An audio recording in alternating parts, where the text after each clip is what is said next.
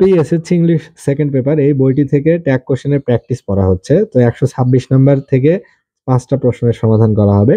এ নাম্বারে বলছে what he says may be true, সে যা বলছে তা সত্য হতে পারে।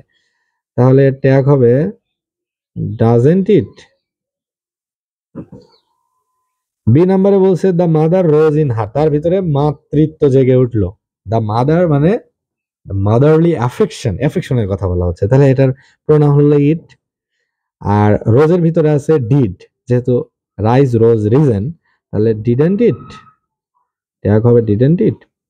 সি নাম্বারে বলছে that she is beautiful is known to all, সে যে সুন্দরী সেটা সবাই জানে, তাহলে ট্যাগ হবে ইজেন্ট ইট, অর্থাৎ এটা সবাই জানে নাকি। ডি নাম্বারে বলছে হু ডেয়ার টু ডিসওবে দ্য ল, অর্থাৎ কার সাহস আছে এইটা অমান্য করার, তাহলে ট্যাগ হবে do they. Who care, who dare এরকম থাকলে অর্থাৎ কার সাহস আছে, তার মানে কারোই নাই, তাহলে ডু দে এইভাবে ট্যাগ করতে হয়।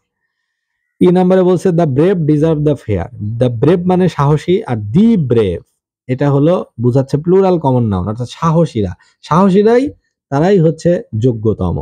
The brave deserve the fair, তাহলে এটা ব্রেভের জন্য হবে দে, আর ডিজার্ভের ভিতর ডু বা ডাজ আছে, তাহলে ডু তো মাস্ট, দের সাথে তো ডাজ যাবে না, তাহলে ডোন্ট দে, যেহেতু এটা পজিটিভে আছে তাহলে এটা নেগেটিভে করতে হবে, ট্যাগটা নেগেটিভ, তাহলে ডোন্ট দে।